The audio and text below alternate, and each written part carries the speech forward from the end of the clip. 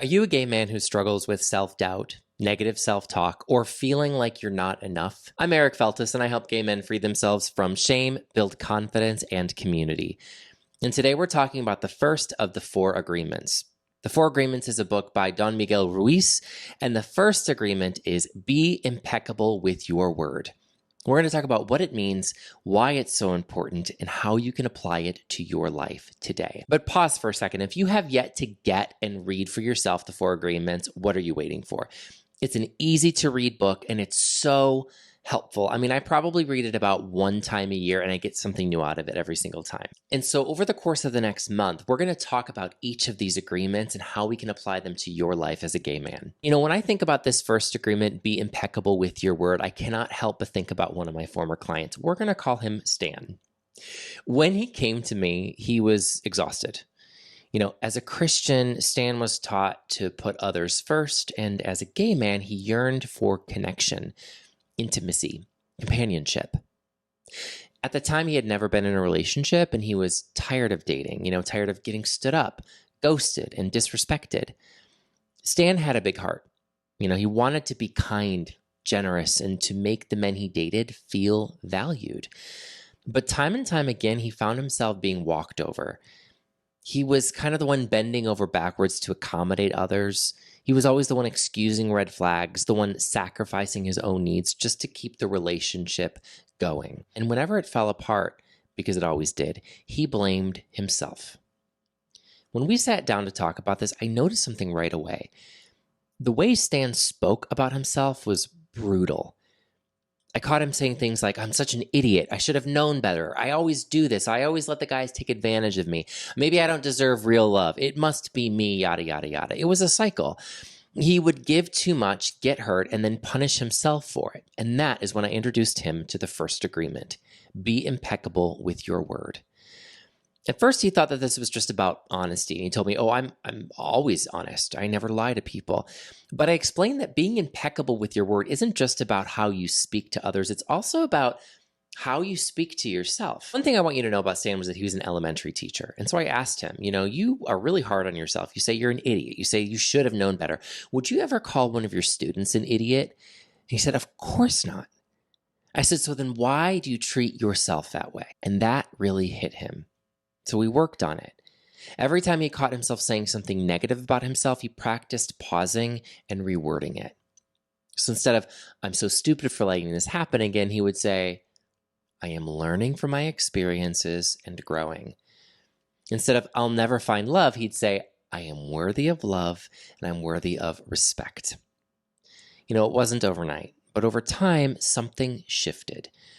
Stan started setting boundaries. He started recognizing when people were treating him poorly. And instead of making excuses for them, he'd walk away. And most importantly, he stopped blaming himself. Today, Stan is still dating, but he's doing it differently. He no longer bends over backwards for men who don't reciprocate. He speaks up for himself. He treats himself with the same love and kindness he used to give away so easily to others. And because of that, he's attracting relationships that feel mutual, respectful, and real. And it all started with changing the way he spoke to himself. Agreement number 1, be impeccable with your word. What does this mean? Impeccable comes from the Latin word impeccabilis, which means without sin. Sin originally means to miss the mark of love. In this context, it means using your words in a way that is free of harm to yourself and others. Being impeccable with your word means speaking with integrity, honesty, and kindness to yourself and to others. It's not just about avoiding lies, it's about recognizing the immense power that your words have in shaping your reality for yourself and for others. Every word you speak, whether out loud or in your own mind, creates the world you live in. I cannot emphasize this enough. Being impeccable with your word is not just about how you treat others, it's also about how you treat yourself. And Jesus said this best in Mark 12:30, when he said, love your neighbor as yourself. Think about how that's written. Love your neighbor how? As you're already loving yourself. So when Jesus talked about this, it was an assumption that we're already being impeccable with our word to ourselves. And so why is this so important? Well, for one, words shape your self-perception. If you constantly tell yourself, I'm not good enough, I'm never going to find love, or I'm unworthy, you start to believe it. Because after all, a belief is nothing more than a thought that you repeat over and over and over. And then you act in ways that reinforce it and prove it right. Conversely, if you tell yourself, I am worthy, I am capable, I am deserving of love, you begin to embody those beliefs. 2, words impact others. Think about a time when someone's words hurt you deeply. Now think about a time when someone's words lifted you up. That is the power that words hold. Being impeccable with your word means choosing to lift up people rather than tear them down. Not just others, but also yourself. And number 3, it helps us to break free from shame. Many of us grew up hearing negative messages about being gay from society, religion, family, or even ourselves. If we keep repeating those messages in our minds, we keep ourselves trapped in shame. Being impeccable with your word is a tool to break that cycle. Once again, why is this important? Number 1, words shape your self-perception. Number 2, words impact others. And number 3, it helps break free from shame. That's all great, but how do we apply this to our lives? Here are 4 ways. Number 1, monitor your self-talk. Pay attention to the way you talk to yourself. If it's harsh or negative, ask, would I say this to a friend? And if not, reframe it or don't say it at all.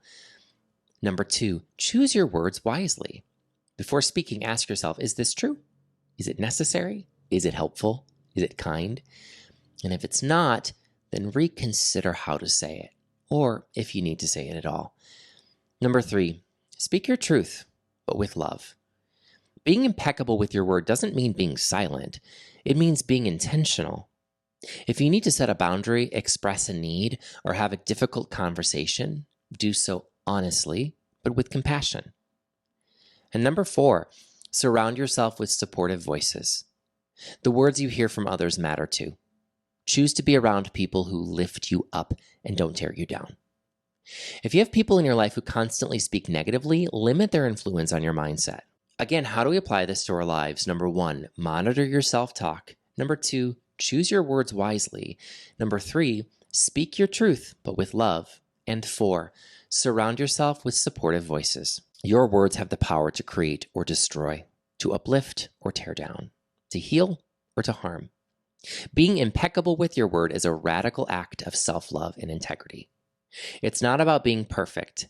It's about choosing to speak in a way that aligns with your highest self. I want to leave you with a final thought. Every single thing in the world starts with a thought. And so the way you speak to yourself and others creates your experiences of life. If you want more peace, joy, and love, it all starts with the words you use. Hey, thanks so much for being here. And if this was helpful, go ahead and like it and subscribe for more content. And next week, we're going to get into the second agreement, which is don't take anything personally. And that's all I have today. I'm so glad that you're here. If this episode resonated with you, drop a comment below and let me know how you'll be more impeccable with your word. And be sure to like this video and subscribe for more content. I'll see you next week when we talk about the second agreement, don't take anything personally. Until then, continue to be impeccable with your word, and we'll see you then.